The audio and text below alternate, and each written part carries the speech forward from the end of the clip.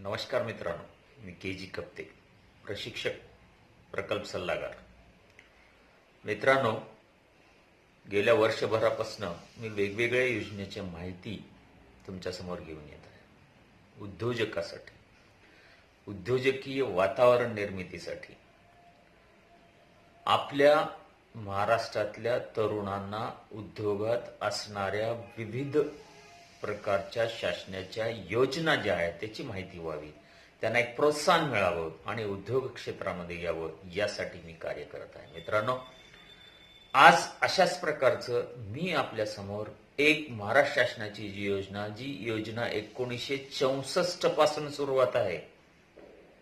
आश्चर्य वाटेल तुम्हाला, 1964 पासून सुरुवात आहे आणि त्या योजनेचा आपल्या इथल्या असंख्य उद्योजकांनी लाभ घेतलेला आहे. आणि तो उद्योजकांनी तो लाभ घेऊन 1चे 2 युनिट, 2चे 4 युनिट त्यांनी सुरुवात केलेली आहे. पण या योजनेची संपूर्ण माहिती जी आहे ती आपल्यापर्यंत, प्रत्येकापर्यंत डिटेलमध्ये पोहोचलेली नाही आणि त्यामुळं या योजनेची आपल्याला एवढी माहिती झालेली नाही.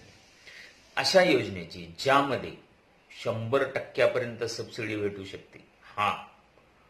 मी जी माग बऱ्याचशा योजनेची माहिती देतोय त्यामध्ये प्रामुख्याने CMAGP आहे, PMAGP अशा योजनेमध्ये जी माहिती देतोय त्या योजनेमध्ये कॅश सबसिडी घेऊन सुद्धा तुम्हाला या योजनेमध्ये परत समाविष्ट होता येतं. म्हणजे 100% सबसिडी तुम्हाला मिळू शकते. ती एरिया बेस आहे. या सगळ्याची माहिती मी आता तुम्हाला देणार आहे.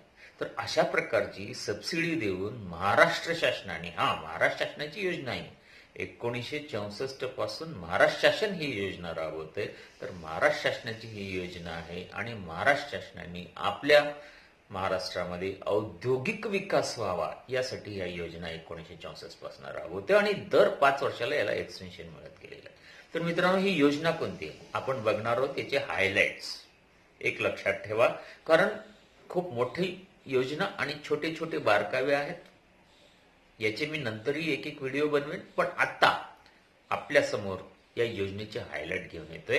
हे अत्यंत प्रोत्साहनदायक आहे, म्हणून या योजनेचं नावच सामूहिक प्रोत्साहन योजना आहे, ज्याला इंग्लिशमध्ये पॅकेज स्कीम ऑफ इन्सेंटिव्ह म्हणतात. मित्रांनो, ही 2013 मध्ये सुद्धा होती, पण आता सप्टेंबरमध्ये शासनाने याला एक्सटेन्शन दिलं आणि काही गोष्टी त्यामध्ये ऍड केल्या, म्हणजे नवीन गोष्टी त्यामध्ये अंतर्भूत केल्या, ज्या पूर्वी मिळत नव्हत्या, म्हणजे ज्यांना दिलं जात नव्हतं ते सुद्धा त्यामध्ये अंतर्भूत केल्या.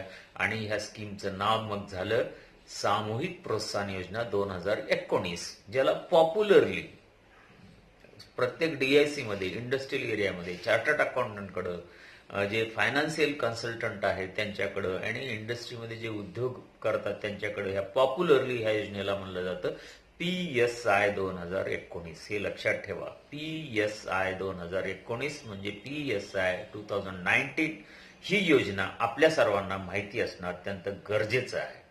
म्हणजे उद्योग क्षेत्रामध्ये किती मोठ्या संधी आहेत आणि कशा प्रकारे दोन्ही केंद्र शासन आणि राज्य शासनातर्फे मदत केली जाते याची माहिती आपल्याला असणं गरजेचं आहे. तर PSI 2019 हे कायम लक्षात ठेवा, म्हणजे आपल्याला या योजनेअंतर्गत येणाऱ्या ज्या मी आता आपल्या समोर सांगणार आहे त्या गोष्टी आपल्याला कळतील. मित्रांनो, ही स्कीम कोणासाठी आहे?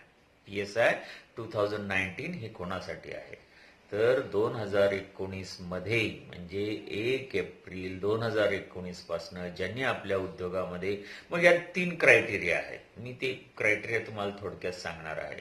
म्हणजे थोडक्यामध्ये हे समजायला हरकत नाही की आपण महाराष्ट्र राज्यामध्ये जर आपण उद्योगाला सुरुवात केली तर आपल्याला या योजनेमध्ये जाता येऊ शकतो. आत्ता नवीन सुद्धा सुरुवात करत असाल तरी जाता येतं, पण हे लक्षात ठेवा, हे चालू केल्यानंतर, म्हणजे थोडक्यामध्ये आपली मशिनरी जी आहे ती आपल्याकडं आल्यानंतर या योजनेचा लाभ आपल्याला घेता येऊ शकतो. तर मित्रांनो, हे नवीन अमेंडमेंट करून पॉलिसी 2019 शासनाने सुरुवात केलेली आहे. या योजनेमध्ये जर तुम्ही बघत असाल तर कुठल्या कुठल्या फॅक्टर्स, म्हणजे कुठले कुठले उद्योग येऊ शकतात, तर industries listed in the first schedule of industries, म्हणजे थोडक्यामध्ये ज्याला औद्योगिक किंवा उद्योग ज्याला म्हणतो आपण, त्या सगळ्या गोष्टी येऊ शकतात. यात कोण कोण एलिजिबल आहे? तर इंडिव्हिज्युअल जे MSME रजिस्टर्ड असलेले उद्योग आहेत ते एलिजिबल आहेत, म्हणजे ते पात्र आहेत.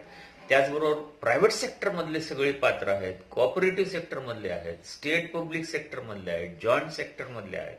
म्हणजे अशा प्रकारचे सगळे या योजनेमध्ये यायला पात्र आहेत. त्यानंतर MSMED ऍक्ट 2006, ज्याला आपण पॉप्युलरली सगळीकडे म्हणलं जातं की मी MSME रजिस्टर्ड आहे.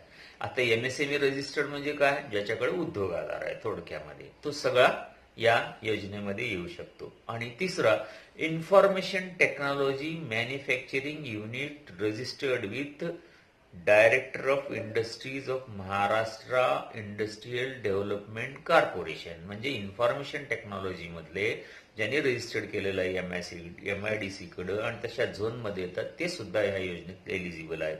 त्याचबरोबर बायोटेक्नॉलॉजी मॅन्युफॅक्चरिंग युनिट, जे बायोटेक्नॉलॉजी मॅन्युफॅक्चरिंग युनिट आहेत, ते सुद्धा या योजनेमध्ये म्हणजे ही सबसिडी घ्यायला पात्र आहेत. त्यानंतर mechanised food agro processing industries, बघा म्हणजे कृषी आणि कृषी नाही, कृषी पूरक ज्याला म्हणतो, कृषी पूरक म्हणण्यापेक्षा ॲग्रो प्रोसेसिंग म्हणूया आपण. तर ॲग्रो प्रोसेसिंग युनिट ज्यामध्ये डेअरी आहे, फ्रूट आणि व्हेजिटेबल प्रोसेसिंग आहे, म्हणजे डेअरी, फळ आणि भाजीपाला प्रक्रिया उद्योग आहे. ग्रेन प्रोसेसिंग आहे. त्यानंतर ग्रेन म्हणजे आपलं जे खाद्याचे जे ग्रेन्स येतात, ज्याला आपण गहू ज्वारीपासून म्हणतो, या सगळ्या गोष्टी त्यामध्ये येतात. त्यानंतर fish meal and poultry processing unit, हे सुद्धा यामध्ये या सबसिडीला पात्र आहेत. त्यानंतर consumer foods including packed foods आणि non alcoholic beverages from fruits and vegetable, म्हणजे ज्यामध्ये अल्कोहोल नाही असे जे काही ड्रिंक्स म्हणतो आपण थोडक्यामध्ये, नॉन अल्कोहोलिक, जे फळापासून बनवलेले आहेत आणि जे भाजीपाल्यापासून बनवलेले आहेत, प्रक्रिया केलेली आहेत, असे युनिट यामध्ये याच्यासाठी पात्र होऊ शकतात.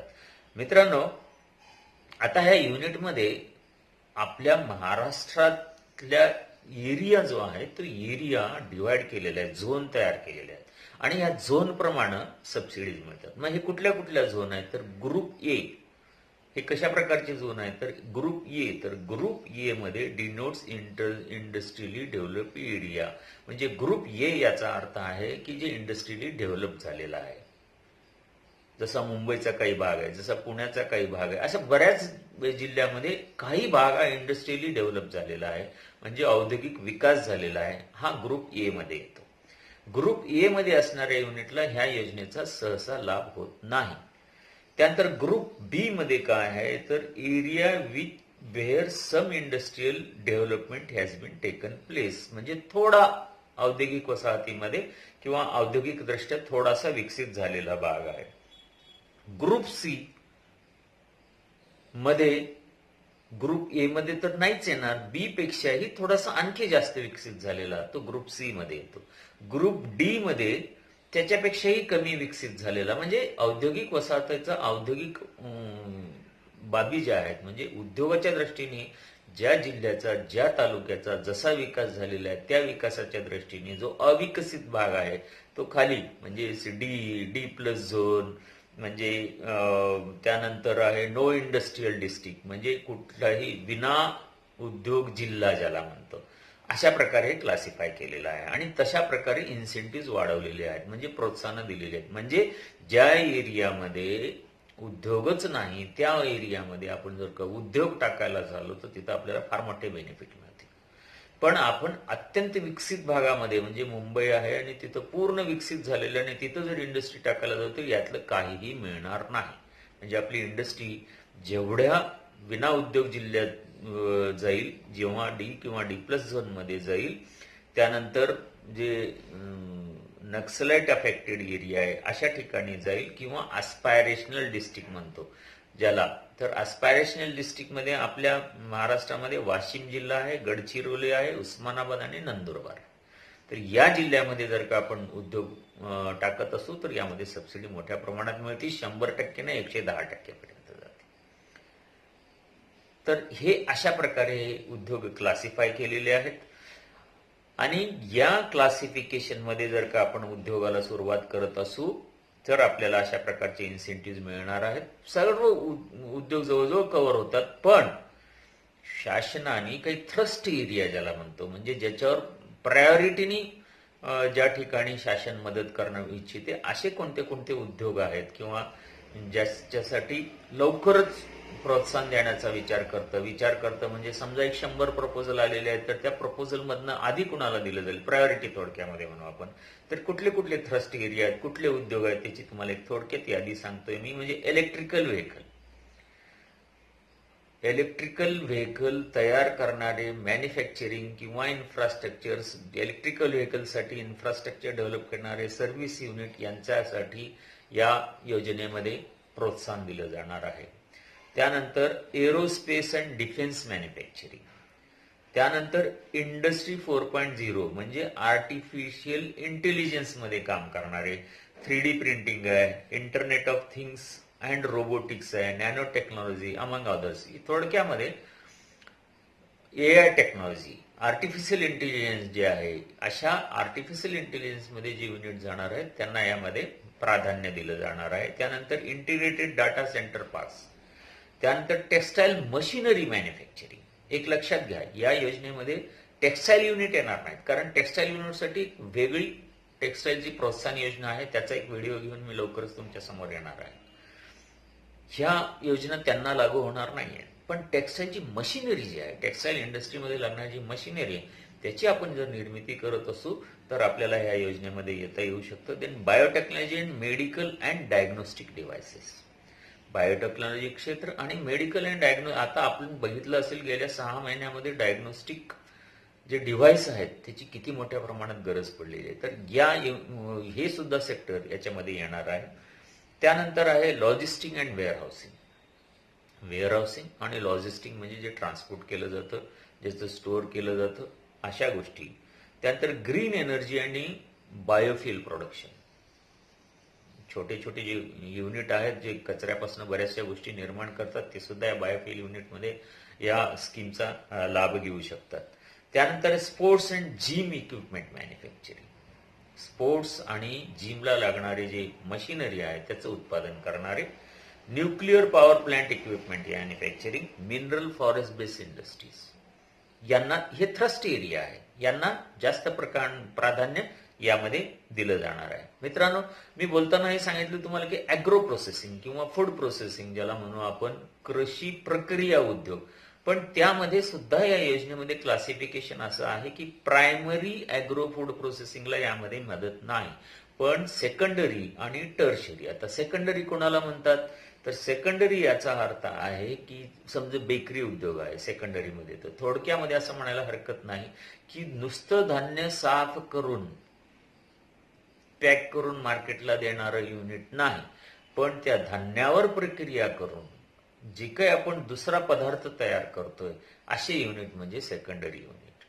आणि टर्शरी युनिट म्हणजे त्यापासनं आणखी प्रक्रिया, म्हणजे धान्यापासनं प्रक्रिया केलेल्या पदार्थापासनं आणखी प्रक्रिया करतो तर त्याला टर्शरी युनिट म्हणतात. ह्या युनिटला या योजनेमध्ये PSI 2019 मध्ये येता येतं. आता ह्या योजनेमध्ये आणखी एक गोष्ट सुंदर ती आहे की नवीन युनिटला मदत केली जाते. एक्झिस्टिंग युनिट म्हणजे कोणता unit? A unit which has been set up and is in production on or any time prior to the 1 April 2019, म्हणजे 1 एप्रिल 2019च्या आधी जे काही युनिट आहे सुरुवात झालेलं आहे त्याला एक्झिस्टिंग युनिट म्हणून गृहीत धरलं जातं, म्हणजे ते ऑलरेडी चालू असलेलं युनिट. नवीन युनिट म्हणजे काय? 1 एप्रिल 2019च्या नंतर जे सुरुवात होते, ज्यांनी मशिनरी खरेदी केलेली आहे, ज्याला फिक्स कॅपिटल इन्व्हेस्टमेंट FCI म्हणतो आपण, त्या युनिटला नवीन युनिट गृहीत धरलं जाईल 1 एप्रिल 2019च्या नंतर. दोन्ही युनिटला मदत मिळणार आहे, पण जी काही क्वांटम आहे युनिट म्हणजे नवीन युनिटला समजा 100% मिळणार असेल तर एक्झिस्टिंग युनिटला 80% मिळेल, म्हणजे 20%चा फरक पडेल. म्हणजे ही व्याख्याही आपल्याला समजून घ्यायची गरज आहे. म्हणजे जुन्या युनिटला तर आहे, पण नवीन युनिटला सुद्धा, नवीन युनिट हा मेजर आहे आणि एक्झिस्टिंग युनिट सुद्धा यामध्ये कन्सिडर केलं जाऊ शकतं.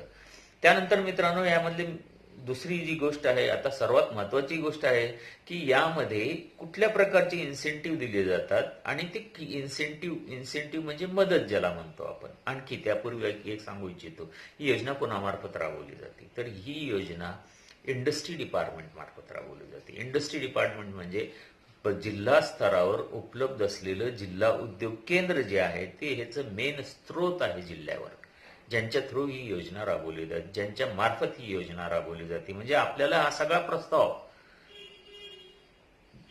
हा सध्या ऑफलाईन आहे. हा सगळा प्रस्ताव आपल्याला कोणाकडे द्यायचा असतो तर आपल्याला नेऊन जिल्हा उद्योग केंद्राकडे हा प्रस्ताव देणं गरजेचं आहे. इन्सेंटिव्ह काय आहेत हे बघूया. मेन म्हणजे आपल्या अत्यंत महत्वाची गोष्ट कोणती आहे तर यामध्ये इन्सेंटिव्ह कुठले आहेत. इन्सेंटिव्ह सगळ्या फिक्स्ड कॅपिटल इन्व्हेस्टमेंटवर बेस आहेत. व्हिडिओ लांबतो म्हणून मी ह्या सगळ्या फिक्स कॅपिटल इन्व्हेस्टमेंटचे फक्त हायलाइट सांगेन. हायलाइट काय तर ज्यामध्ये लँड आहे म्हणजे जागा आहे युनिटला लागणारी, त्यानंतर शेड आहे, मशिनरी आहे, ह्या सगळ्या गोष्टीचा विचार यामध्ये केला जातो. मेजर जे आहे ते मशिनरी आहे.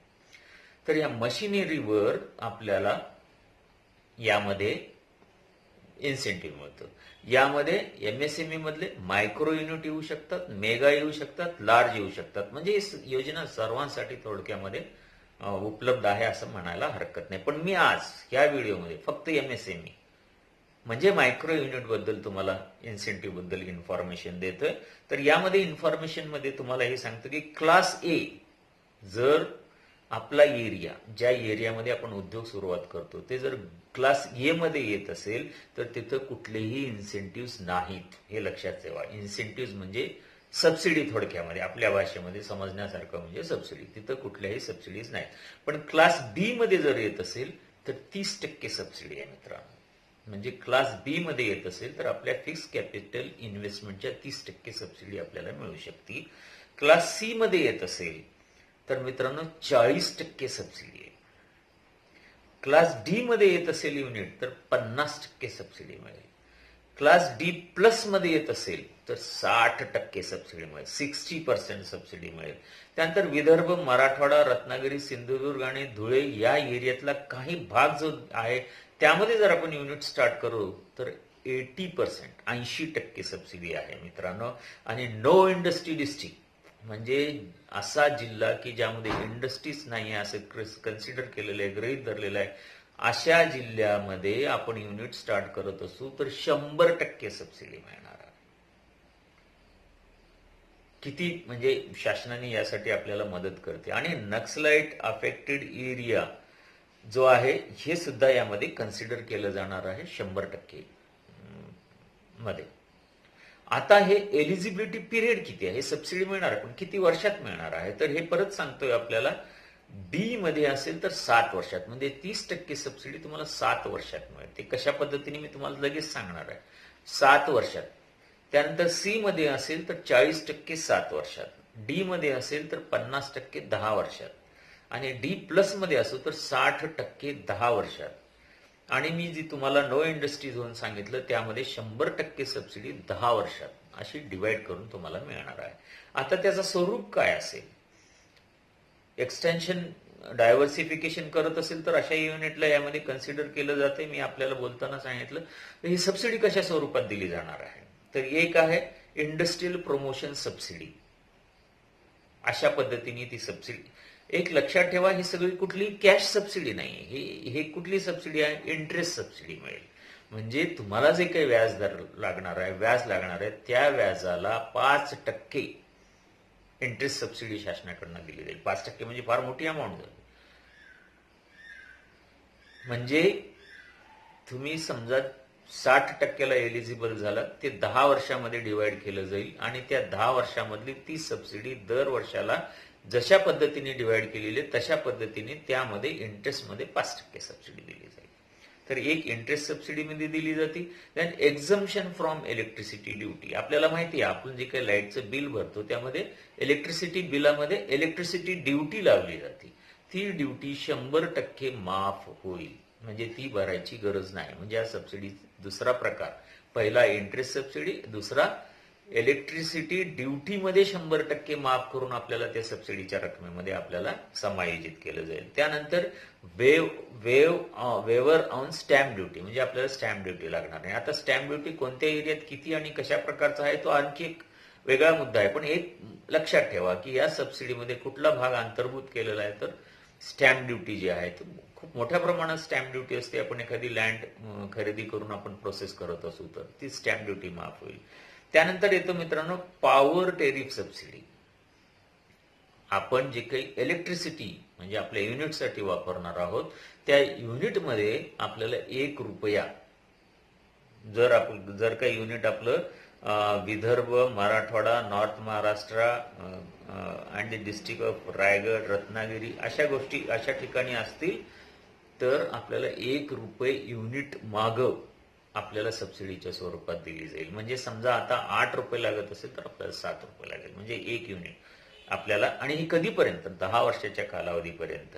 अशा प्रकारे आपल्याला यामध्ये सबसिडी दिली जाईल. म्हणजे बघा किती सुंदर योजना आहे की, आणि हे आपल्याला माहित नाही, विशेष म्हणजे आपल्यापर्यंत पोहोचत नाही. म्हणून आज मी ह्या व्हिडिओद्वारे तुम्हाला घेऊन आलेलो आहे. मी तुम्हाला ही सबसिडी सांगितली, याच्यापेक्षाही ॲडिशनल सबसिडी मिळू शकते. जी सबसिडी तुम्हाला थोडक्यामध्ये आणि फास्टमध्ये मी सांगणार आहे ती म्हणजे एक्सपान्शन. आपण जर एक्सपान्शन करत असू तरी सबसिडी आहे. गव्हर्नमेंटने additional incentive for strengthening MSME मध्ये एक झड सर्टिफिकेशन झड स्कीम आहे. त्या स्कीम मध्ये जर आपण जात असू तर त्यामध्ये सुद्धा मदत होईल. 5% subsidy only on additional capital equipment acquired and technology upgradation subject to maximum 25 lakh. आपण जे युनिट आहे त्या युनिटमध्ये ॲडिशनल मशिनरी लावतोय ज्यामुळे आपली टेक्नॉलॉजी अपग्रेड होणार आहे, तर त्यासाठी 5% सबसिडी जास्तीत जास्त 25 लाखापर्यंत.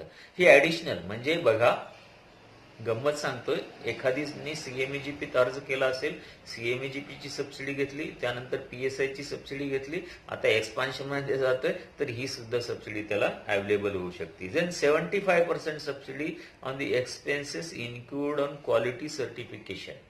क्वालिटी सर्टिफिकेशन घेण्यासाठी आपल्याला माहिती आहे बरेचसे सर्टिफिकेट घ्यावे लागतात आणि त्याला चार्जेस लागतात. जसं की ISIचं सर्टिफिकेट घ्यायचं असेल त्याला चार्जेस लागतात. तर यामध्ये 75% शासन सबसिडी देणार आहे आणि जास्तीत जास्त 1 लाख रुपये.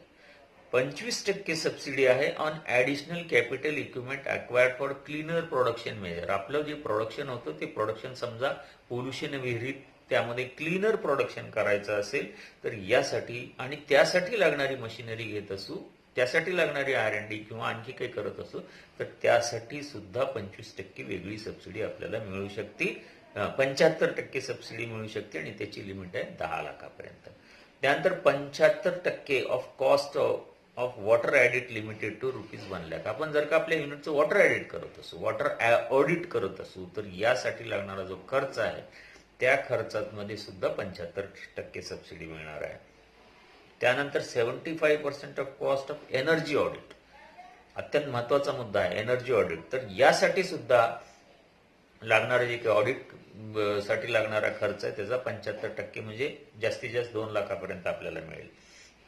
त्यानंतर 50% of the cost of capital equipment under the measure to conserve recycle water limited to ₹5 lakh. आपण जे काही आपल्या युनिटमध्ये पाणी वापरतो त्या पाण्याला रिसायकल करण्यासाठी आपण कुठली मशिनरी जर वापरत असू तर त्यासाठी सुद्धा आपल्याला सबसिडी मिळणार आहे आणि ती सबसिडी आहे 50% किंवा जास्तीत जास्त 5 लाख रुपये. त्यानंतर 50% of the cost of additional capital equipment for improving energy efficiency. आता मी तुम्हाला सांगितलं त्यातला हा एनर्जी एफिशियन्सी वाढवण्यासाठी जर का तुम्ही कुठले मशिनरी वापरत असाल तर त्यामध्ये सुद्धा 50% आणि जास्तीत जास्त 5 लाख रुपयेपर्यंत सबसिडी मिळणार आहे. Incentive for credit rating. आपल्याला माहिती आहे आता सध्या क्रिसिल ज्याला म्हणतो आपण, क्रेडिट रेटिंग केली जाते, त्यामध्ये सुद्धा 40,000पर्यंत त्या क्रेडिट रेटिंगच्या फीससाठी किंवा त्याच्यासाठी लागणारा जो खर्च आहे ती सबसिडीच्या स्वरूपात आपल्याला मिळणार आहे. तर मित्रांनो ह्या सगळ्या पॅकेज आहे, ह्या सगळ्या सबसिडीज आहेत. या सबसिडीज मी आता फक्त आज MSME बद्दल बोललेलं आहे. तर ह्या पॅकेज आपल्या महाराष्ट्र शासनातर्फे महाराष्ट्रामध्ये येणाऱ्या उद्योगासाठी दिल्या जातात. आता तुमच्यापैकी काही लोकांना असा प्रश्न पडला, तुम्ही हे सांगताय सर खूप, पण मिळतात कुणाला? आपण जे इंडस्ट्रीज आहेत आणि मी सुरुवातीला सांगितलं 1964 पासून ही योजना आहेत आणि आता 2019 मध्ये वेळोवेळी त्यातमध्ये काही काही बदल होत गेलेले आहेत. आणि जे आपण इंडस्ट्रीमध्ये औद्योगिक वसामध्ये मोठे मोठे युनिट पाहतोय आणि बऱ्याच वेळा बोलताना असं म्हणतो की त्याच्याकडे काही नव्हतं, तो बघा 4 कारखाने काढले ते 4 कारखाने काढत असताना त्याची उद्योजकता तर आहेच आहे, पण त्याबरोबर शासनाने दिलेली मदत घेऊन त्यांनी ती व्यक्ती मोठा झालेला आहे. तुम्ही का होऊ शकत नाही? आपण का करू शकत नाही? आपण सुद्धा करू शकतो. या योजनेचा एक पॉझिटिव्ह विचार करण्याची गरज आहे आणि स्वतःमध्ये पडण्याची गरज आहे, हे लक्षात ठेवा. मी आज तुमच्यासमोर माहिती पोहोचवलेली आहे. मी आता जी माहिती ज्या शासनाच्या GR मधनं पोहोचवते, तो GR ची लिंक मी माझ्या डिस्क्रिप्शन मध्ये खाली देतोय. तुम्ही त्याला क्लिक करून अख्खा GR बघायला हरकत नाही, कारण प्रत्येक गोष्ट इथं बारकाईने सांगणं शक्य नाही. तो GR तुम्ही बघायला हरकत नाही. मग यामध्ये तुम्ही आम्हालाही मला कॉन्टॅक्ट करू शकता, किंवा तुमच्या इंडस्ट्रियल एरियामध्ये काम करणारे तुमच्या जिल्हा उद्योग केंद्राला भेटू शकता. जे तुमच्याकडे काही चार्टर्ड अकाउंटंट काम करतात यामध्ये, त्यांना तुम्ही भेटू शकता. आणि अशा पद्धतीने एक पॉझिटिव्ह विचार ठेवून, मी ज्या योजनेमध्ये काम करतोय, शासनाच्या अशा योजना आहेत, त्या पॉझिटिव्ह विचार ठेवून त्याची मदत आपण नक्की घेऊ शकतो, हे लक्षात ठेवा. आणि त्यासाठी कार्य केलं पाहिजे. खूप इन्सेंटिव्ह शासनातर्फे दिले जातात. मित्रांनो, मी उद्योजकतेबरोबरच तुम्हाला शासनाच्या ह्या मदती ज्या आहेत, ज्या औद्योगिक प्रोत्साहनासाठी आहेत, त्याची माहिती देतो, ज्याची माहिती आपल्याला नव्हती किंवा खूप कमी लोकांना असते. त्या दृष्टीने ही माहिती बाहेर येत नाही, किंवा आली असेल तर खूपच लिमिटेड लोकांपर्यंत जाते. हा माझा व्हिडिओ जास्तीत जास्त लोकांपर्यंत पोहोचवा, म्हणजे जास्तीत जास्त औद्योगिक क्रांती व्हायला हरकत नाही आणि उद्योग क्षेत्रामध्ये लोक येतील की शासन यामध्ये खूप मोठ्या प्रमाणात मदत करतं. एकच लक्षात ठेवा, ही आज मी सांगितलेली PSI 2019 स्कीम ही युनिट चालू झाल्यावर मिळणारे आहे, सुरुवातीला नाही आहे. आणि ह्याच्यात कॅश सबसिडी नाही आहे. हे तुम्हाला ज्याला म्हणतो आपण की मी आता जे 4 गोष्टी सांगितल्या, इंटरेस्ट सबसिडी 5%, त्यानंतर इलेक्ट्रिसिटी ड्युटीमध्ये माफी, अशा प्रकारे तुम्हाला मिळणार आहे. पण ही फार मोठी रक्कम होती मित्रांनो. जो खरोखर उद्योग करतोय आणि सुरुवात करतोय त्याला मात्र नक्की मी म्हणेन ही संजीवनी आहे. तर आपण सुद्धा या संजीवनीचा फायदा घ्यायला हरकत नाही. माझ्या व्हिडिओज तुम्हाला आवडले तर लाईक करा, शेअर करा, चॅनलला सबस्क्राईब करा, बेल बटन दाबायला विसरू नका, म्हणजे व्हिडिओ तुमच्यापर्यंत पोहोचेल. परत मला फोन करून विचारायची गरज पडणार नाही की कधीचा व्हिडिओ आहे. तर धन्यवाद मित्रांनो. भेटूया पुढच्या वेळेस एक वेगळ्या पॉलिसी आणि इन्सेंटिव्ह घेऊन मी तुमच्या समोर येणार आहे. धन्यवाद.